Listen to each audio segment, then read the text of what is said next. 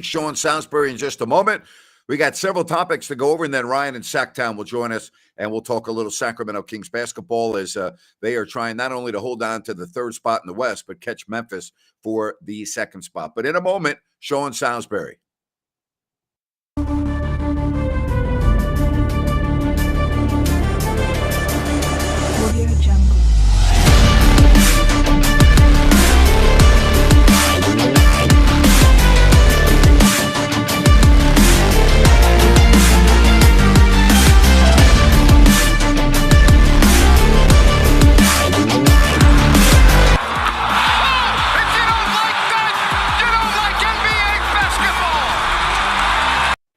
And again, the Kings once again showing everyone that's why you play the games, that preseason forecasts don't really matter as they are now third in the West. And again, we'll talk with Ryan in Sacktown on a little bit about that. Sean Salisbury, how the hell are you, buddy? Doing great, my man. How are you? I'm doing good. I know in your neck of the woods, everyone's talking about the Houston Astros. You got spring training. Sean, I haven't watched too much spring training. I've only been reading and I've been following things on social media, but most people seem to love the pitch clock, that it's really speeding the game up. I'm a fan of that, Sean. I don't know about you, but I'm a fan of that. And what's crazy about it, Grant, and this is right now Houston Cougars with our guy Kelvin Sampson town right now with the number one team in the country and the way they play defense. Quite the opposite of the Houston Rockets, who couldn't defend you and me on a court. So there's that.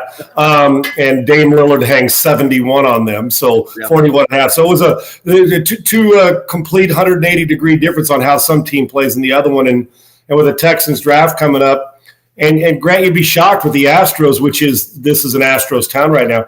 I heard the opposite from people today. That was so weird that while people want the game sped up, the real hardcore baseball fan says, and I had a bunch of callers on my show saying, if you're a baseball fan, you don't really care if it's 3 hours. Last year it was like 3 hours and 3 minutes or 2 hours and 55 minutes because you love baseball. Yeah. If Major League Baseball is trying to get the fan who goes once in a while, that middle-of-the-road fan, are they going to stay anyway, whether it's 2 hours and 45 or 3 hours and 3 minutes? So what it is that it felt, Grant, to me in watching it, because I'd want to have more urgent games, but it felt like it was hurried, and there is a difference. You know what I'm saying? So and with all the players are complaining, Kyle Tucker said, I didn't even get a chance to think. I just get in there, and for some, that's going to be a good thing. They don't overthink it. So I'm anxious to see as it goes through the rest of spring training, Grant, if it's such a bitch fest on the players' side or some of the fans, old school, and if others are saying, no, stick with it, make them play faster, how Major League Baseball, with all their data and what's driven us to get to this point, says, well, let's give 5 more seconds on the pitch clock. You know how that goes. It's a testing ground. And will the umpires continue to enforce it like they are now? Because if you're a half second off, you're in trouble with a ball or a strike, whether it's the hitter or pitcher. I'm anxious to see how this is enforced when the regular season starts. I have many friends who are umpires. One of my very best friends is an umpire, and he made it very clear to me that as they enter spring training, they have a lot on their plate because there's a lot of new rules that they are obviously responsible for. And he told me that they've been told there's no gray area with the pitch clock.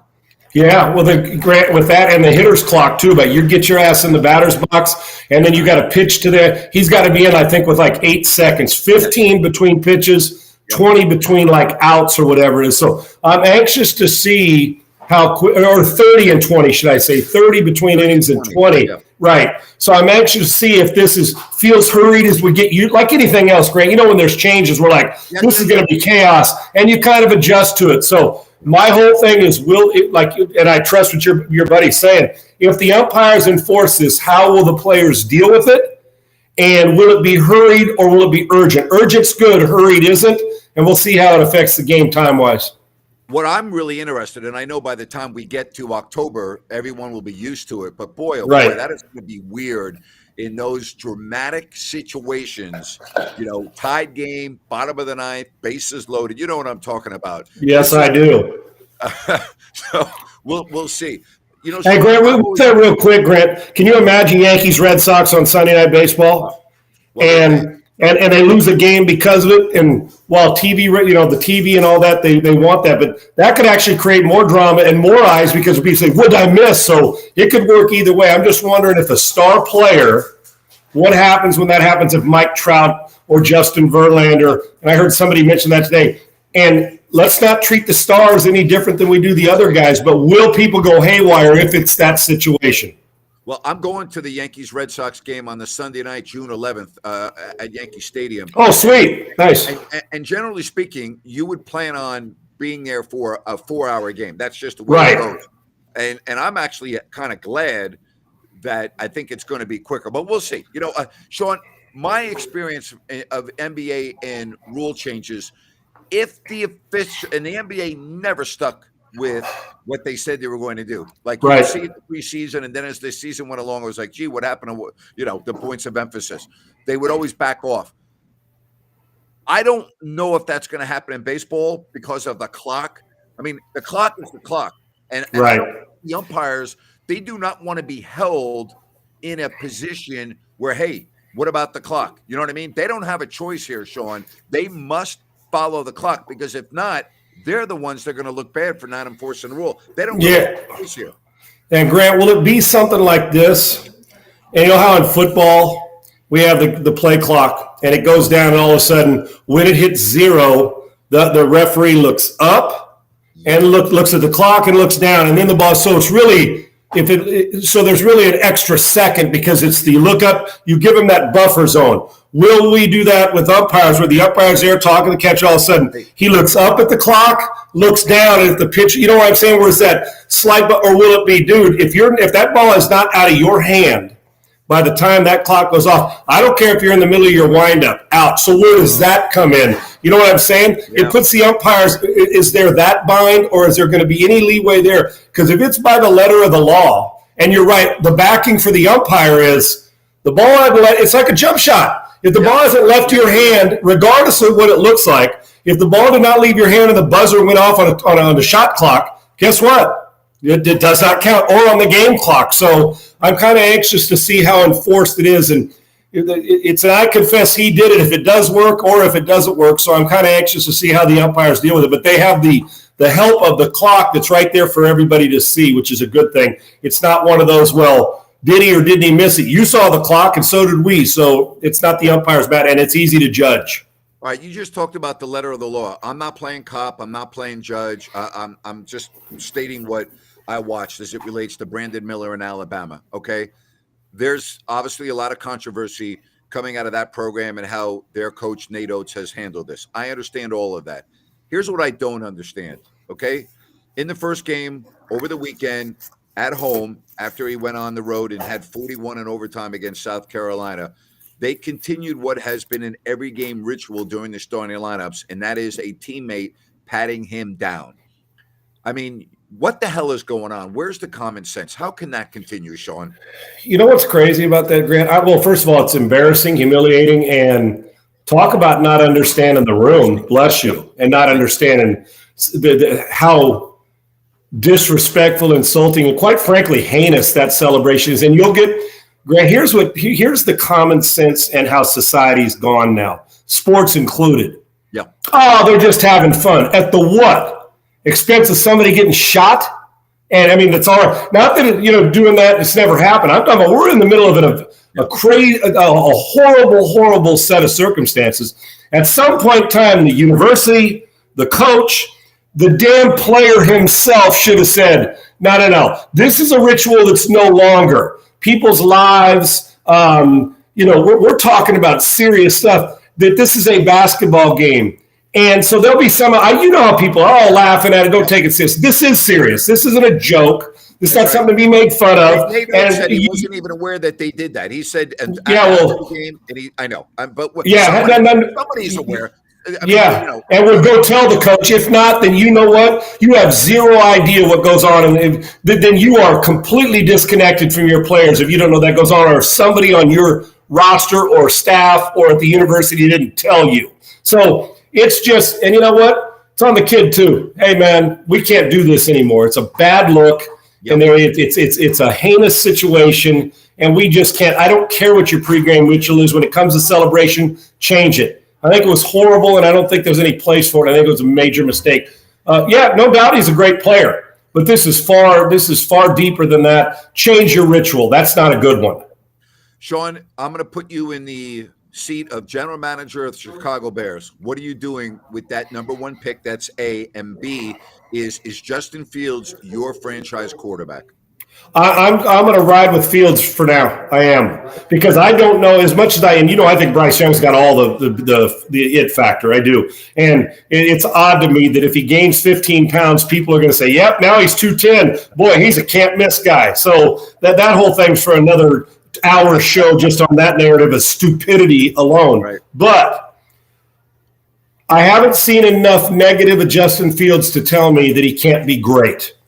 And I've seen enough positive to tell me if he's coached right and learns, as young players do, to get through his progressions from the pocket, there's a chance to do some special things there. So with that in mind, when I need more players, and now I got that first pick, I put it this way: over the next 3 years, do I think if it was Bryce Young would completely change the franchise around more than Justin Fields would? That answer is no. Do I think Bryce Young is a better passer? That answer is yes. Do I think he's a more physical specimen? That answer is no. See how we go back and forth and balance it out? So for me, if the Bears know that they can coach him up and get him some players, I think you'd be giving up too much right now you get something in return for Fields, but I'm not sure if it doesn't level out. I want more players to give to Justin Fields. I keep Fields, I trade the pick. And now, if somebody doesn't offer me a great deal or don't bid against each other, then I'm taking the best player available. Or what I'm doing is I'm going to draft. Then if you want to draft the quarterback and make somebody sell the farm to you for Bryce Young, whatever it is, you hold the cards. You get to dictate it. There's going to be a trade's going to go down before this draft, Grant. They are, and then the Bears are going to get more players. So as much as I like Young and Stroud, and I think Levis has potential, there's no way right now to me. Now I'm listening to every offer for Justin Fields. Somebody says we'll give you 3 first-round picks, and then you get to draft Bryce Young. Well, hell yeah, I'm doing that. So if it's an offer I can't refuse, I'll listen to it. But I'm not pushing Justin Fields out and saying that that's an answer. Let's go give him up for a second-round pick. I wouldn't do that. I think I got to give him another year, and if it doesn't work out next year, we got a hell of a class next year too. You can see it. I'm giving him a chance to grow. All right, speaking of a chance to grow, the guy has been a starting quarterback for a couple of years now. You have a new coaching staff in Arizona. Again, I'm going to put you in that seat. Now, contractually, you're kind of in a bind because of the big deal that they gave Kyler Murray. Do you believe in him as a franchise quarterback? Grant, I'm a guy that'll admit when I feel like I've missed. When he came out of school, going into his last year, I said, go play baseball if you're him. Because I thought he'd be a 3rd to 5th round pick, athlete type guy. And then I went back after the season was over between now and the draft, and I watched 5 of his games. Yep. And I came back and I do stuff in Arizona, and on my show I do stuff in Arizona every week. I said they need to trade Josh Rosen, and now that Cliff Kingsbury's coming in, draft Kyler Murray first. And I'm on record of saying it. And I said because the guy we don't give him enough credit. He's a better football player than people are talking about, better quarterback. And then they did that. And so I felt like, okay, this is the right move. And then I saw flashes of it where he's like, this is an MVP caliber guy. Yep. But where I lost it is, and I may still be, maybe I'll still be right. I didn't know he was that. First of all, I knew that he was a guy who thought on his own, was a bit of a brooder, but it's even a bigger brooder than I thought, where it kind of feels separated from the locker room. That bothers me with a great player. Secondly is I'm bothered by the lack of preparation. And it can't be perceived because the team put it in a contract and then took it out. There's something going on there, and that bothers me too with the franchise quarterback because physically people catch up to you. Mentally is where you separate yourself as one of those players. And I'm not that he's not smart. It's that he's not putting the effort in. And so when you do that, that tells me you don't care about your teammates. You don't care about anybody but you, and he got paid. So he put me in a bind. Arizona made the bigger mistake by extending him already. They should have waited until he came back and proved it. Now he's going to come off an injury, and Cliff Kingsbury's gone. It's a whole new thing. But I'm handcuffed right now.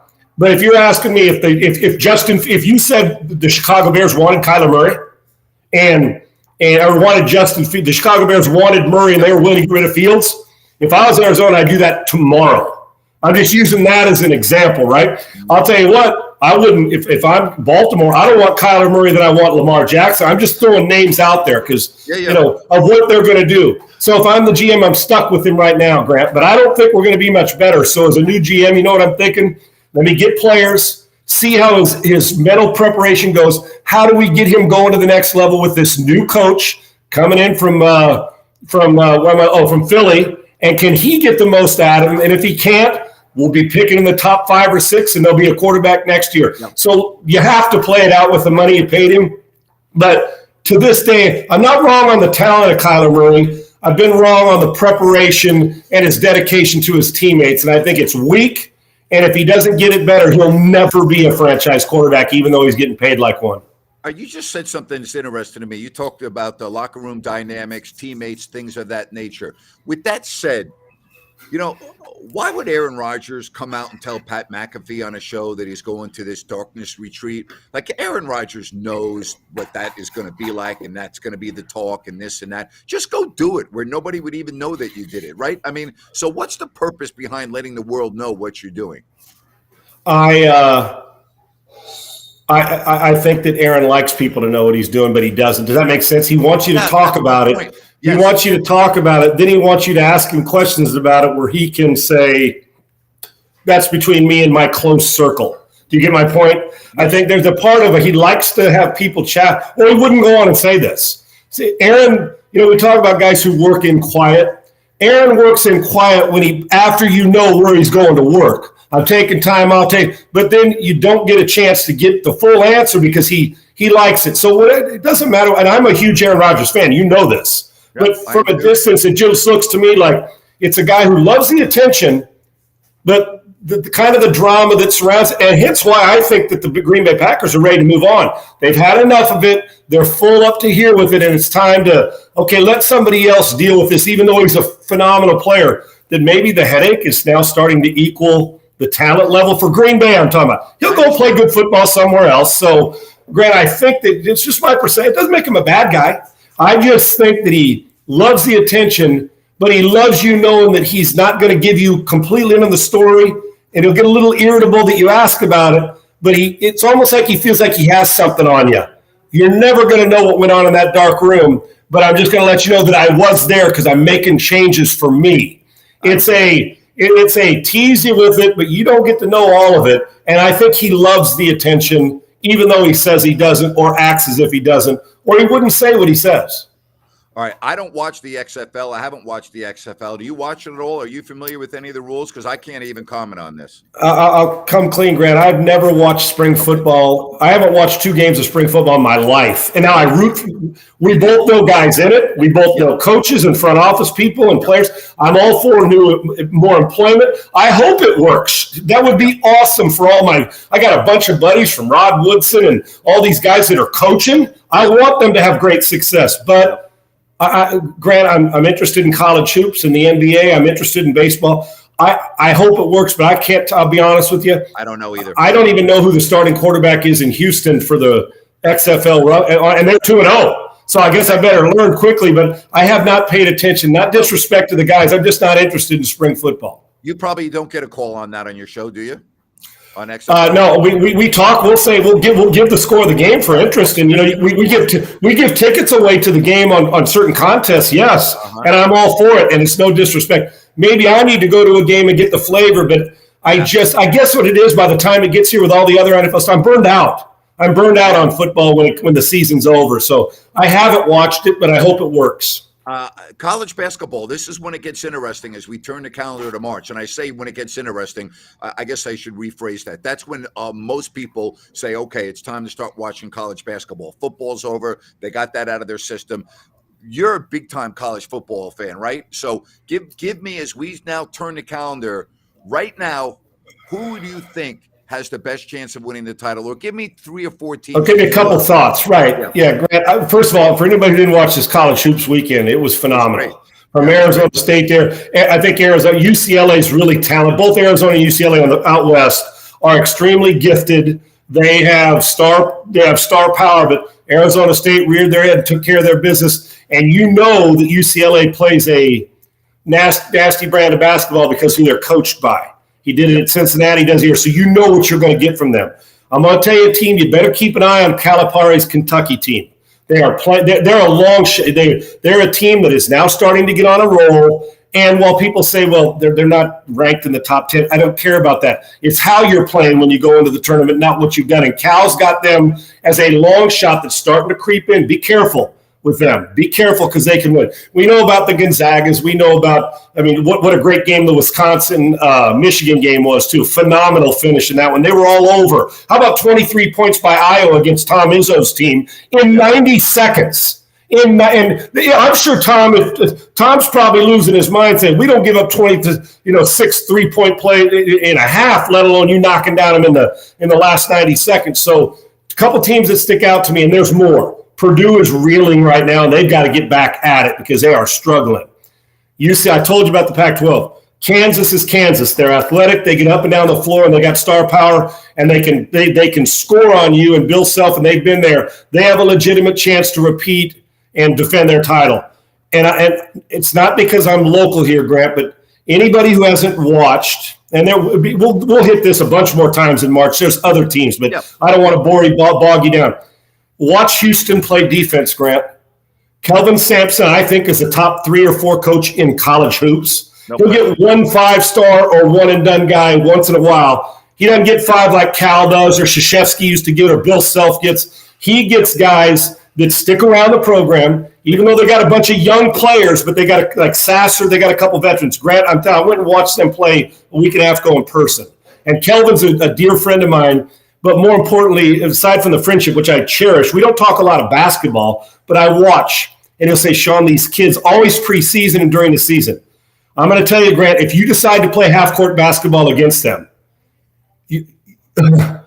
I would suggest that you hoist shots up quickly or you move that ball because they contest every shot. They're off-ball defender when they come, lob passes and wing passes into the post. When they're shooting well, I'm going to tell you, their reason, number one, now people say it's Houston. What about all the big blue bloods? They don't care. Yeah. They are going to defend you. If you're going to beat Houston, you better be great in transition, and you better knock down shots in transition because they'll kill you on the offensive glass. They contest every shot, and if you don't defend in the game, Kelvin will sit his ass down. And finally, I'm going to tell you, and if they're shooting good enough, hang 75. If you score 65 on them, if that's all you're giving up, they're going to win the national championship if that happens. So you better knock down shots, and you better come with a good supply of body bags because they are friggin' relentless. Right. They are the best half-court defense in the country that I've seen, and I watch a lot of college basketball. So you better shoot well, and you better get them up quick, or they will be all over you. I'll tell you, I wish we could see some defense like that in the NBA once in a blue moon. You watch games now, and what the hell's defense? It's a freaking joke. I hate it. I really do. Yeah, it's an embarrassment. Right. It is. Hey, you're not an embarrassment. You're freaking awesome, and we'll talk to you next week, my friend. Thanks, brother. Great to be on. Can't wait to talk more hoops, brother. I love it. Thanks, and thanks to all your great viewers, man. I appreciate it. Thank you, Sean. That's good stuff with Sean Salisbury. Hey, I want to tell you that today's show is coming to you courtesy of New Works Plumbing of Sacramento. Locally owned for over 20 years, New Works has a fix for you. Just go to sacserviceplumbing.com or call the number on your screen. New Works Plumbing, they've got a fix for you. Ryan in Sacktown, off day for the Sacramento Kings. Tomorrow, they will reunite once again with Oklahoma City, and you will be doing our first pregame show 30 minutes before the game, 4:30 Pacific time tomorrow, right here, man. Should be a lot of fun. Yeah, it should be a lot of fun. Just going to come on and kind of set the plate for everybody and correspond, get everybody's thoughts, and just really have a good time. Absolutely. Put a good product out there. Yeah, absolutely. I didn't even look today. I probably should have. I was going to look tomorrow. Have they made any decision on Shai Gilgeous-Alexander yet? SGA is day-to-day as of right now. Well, if he doesn't play, I don't see any way in the world, I really mean this, that the Kings lose tomorrow. I mean, I just think without Shai Gilgeous-Alexander, they're not going to be able to score enough to beat Sacramento. Even if the Kings have a B game offensively, which I didn't think they had their A game last night. I thought it really was more like a B game. They turned the ball over 19 times. They didn't shoot well from the line. I thought they played a B game, and they still won. And that's all it will take tomorrow if SGA does not play. Yeah, and I felt like Oklahoma City, they had one of their better shooting games That's without right. SGA. So Uh-huh. I don't see them shooting the ball as well as they did in the third quarter Well, tomorrow night. So if the Kings come out and just do the things they need to do, like we say almost every night, this should be an easy win for them, and they get to head home to see the Clippers on Friday. and if they beat the Clippers on Friday, the Clippers will not have a chance to catch Sacramento. As a matter of fact, the Kings are going to have to fall flat on their face right now, and I mean they're going to have they're going to have to fall flat on their face not to have home court in the first round. They have now built up a 5-game lead in the loss column. Over the Clippers, over Dallas, over Golden State. Those are big time numbers with 22 games left. Yeah, those are big time numbers, and some of those teams are struggling. Look at Dallas, 1-3 since Kyrie and Luka have started playing together. Luka getting called out by his coach more or less. He's got to mature. So I think the Kings, they win on Friday night. Not only does that solidify that spot for them, that's going to just build this momentum even bigger running into the bigger games that they're going to have down this stretch. Joseph, really appreciate that. I'm glad that you found us here. We have a lot of content. Ryan and I are on at halftime and post game. After the Kings games, Ryan's going to be starting a post game show tomorrow. So, what you could do for us is hit the subscribe button, subscribe, so you will always be aware of when we are doing our next show. And thank you very much. We greatly appreciate that. So, thank you. So, is it a possibility to have home court advantage? Well, in the first round, Yeah. I think it's more than a possibility. I think it's very likely that in the first round, they're going to have home court. That's first, second, third, or fourth. Right now, I got to tell you, Ryan, again, with a 5-game lead in the loss column over the 5th place team with 22 games left, do the math. I mean, even if the Kings win 9 games, all right, and lose the rest, I believe that would put them as the 4th seed. I mean, the teams behind them would have to get blistering hot. So I Right. just don't see it. I really don't. Yeah, it looks like they would have home court advantage if they continue playing the way they're playing. Grant, Oh, they're going to yes. win 9 games. That's going to be a no-brainer. But Yeah, unless your there's an Boston's, injury. Unless yeah, an there's an injury. injury, Yeah. correct. But your Boston's, your Milwaukee's, your Denver's, those would be the icing on top of the cake, right? If they end up pulling one of those wins, but they are in a great position. And it's hard to imagine coming into this season thinking that we would have a home court advantage for a first-round playoff game. It's just unfathomable. Well, somebody said they see the Kings slipping to 4th. I'd sign up for that right now. That's all right. Let Phoenix pass you. That's okay. And I'll tell you, I'd have no problem. Well, I shouldn't say I have no problem. The Kings have proven that they match up very well with the Clippers. Now, you might look at the rosters on paper and go, I like the Clippers team a little better. That's fine if you want to go there. The fact, and we're going to have another game on Friday, but and again, we have to wait and see what the impact positively or negatively is of Russell Westbrook once he gets acclimated. But the Kings can play with the Clippers. We've seen that. That I'm not saying that they would win 4 games. They might not, but that's not, like, to me, a daunting opponent. I'd much, if it were me, and again, I don't want to contradict myself because I said we shouldn't be talking about matchups, but just to have fun here, since someone brought it up, I'd much rather play the Clippers than Phoenix. Oh, every day of the week. Right. The Clippers, the one thing that they have better than the Kings would be their depth. The Clippers are very deep. Everybody can pretty much do everything on that roster. Yeah. But matchup wise, the Kings, like you said, do match up well with them. And the Kings have had the ability, you saw just the other night on Friday, to throw different guys at Kawhi, throw different guys at Paul. And that can kind of throw their games off at times. So that would be the best matchup in my eyes. You now know why Ryan and I were harping yesterday about taking advantage of the opportunities.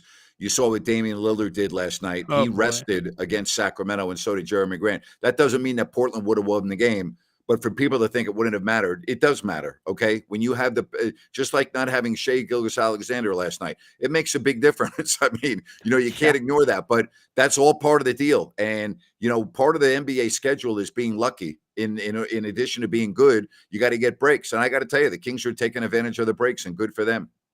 Yeah, they absolutely are. And don't be fooled. Houston's defense is not that much better than Sacramento. So that could have easily been Sacramento with Dame. Yeah.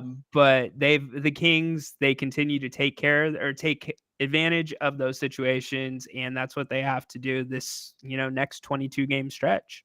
Yeah. Well, there's no question, about that if they get Zubac back. You're right. But, again, if I'm just telling you what we know based on the matchups. All right. So tomorrow, pregame, halftime, postgame, right here. And let's do it, man. Let's have a lot of Let's do fun. it. Listen, there's a reason why players are always available. And Nerlens Noel is one of those guys. All right. If he were good, if he could help a team, he wouldn't be getting released all the time. So to me, the answer is no. Well, No. what minutes is he going to play right now? None. And let's look at it. Because it came up. Let's look at the Clippers. Let's look at the other teams, Phoenix, that we possibly could see. What kind of asset would Noel be to the Kings guarding any of the players on that team? None. It doesn't make any sense. We're better off with what we have. The only player that I would add to my roster if he becomes available would be a veteran point guard. That's it. That's the only thing I would do. And if I could add a veteran point guard, almost like an insurance policy, I'm not even saying you have to play him, but I would do that. Other than that, no, I would not be messing with the roster. The roster's been winning, a lot. Okay. They're 10 games over 500. I'm not making any changes right now. Yeah, and Grant, what you're also seeing, I was looking at the 5-game split and then a little bit before the All-Star break, you're seeing that the rotation is really solidifying right now. This is the rotation they are going to go into the playoffs with. Yep. You're seeing less minutes for Herter. You're seeing Metu get all those minutes at 4/5. Mm-hmm. This is how it's going to be, short of an injury, and it's good for these guys to start to get some run like this consistently together. Yeah, you saw Trey Lyles and what he did last night. Lyles, more minutes, exactly. Right. Yep. There's another guy. Yep. So, you have Monk, who obviously is your sixth man. Now with Lyles, the two players you just talked about, that's pretty much a rotation right now. There you have That's it. And even Mitchell, he's starting to get cut down a little bit. He's being used in situational purposes, and that's it. So. Hey, as it should be. All right. So I will be watching you on the pregame. I hope that doesn't make you nervous, my friend. No, not at all. I'm honored to have you watching. Boss is watching, and it's going to be a great show. Really, really excited, and thank you for the opportunity, Grant. And by the way, we're very close. You see the shirt over Ryan's shoulder to be, it's going to be up and running real soon on my website. Okay. So I'll give you the green light when you can go to my website and you can order the shirts. And all you need to do is go to ifyoudon'tlikethat.com. If you don't like that.com, it's going to be real soon, and then you'll be able to order all your merch right there, man. So it's going to be fun. Can't wait. Going to be great to see all those shirts around. And then we got a couple other things that we'll be announcing here in the next probably 2 or 3 weeks. Looking forward to that. And thank you very much for everybody's support. It's been a lot of fun, and we're looking forward to a full day of programming tomorrow. Pre-game, halftime, and post-game. Can't wait. All right. Got you covered. Break a leg. Yeah, thank you, buddy. I will see you tomorrow. Or I guess you will see me tomorrow first. Yes, that's right. All right. That's Ryan. See ya. That's good stuff from Ryan in Sacktown. All right. Hey, thank you very much. Great having you here. And don't forget, tomorrow, right here on YouTube. So long. Make it a good rest of your Monday. And thank you very much for joining us right here on If You Don't Like That.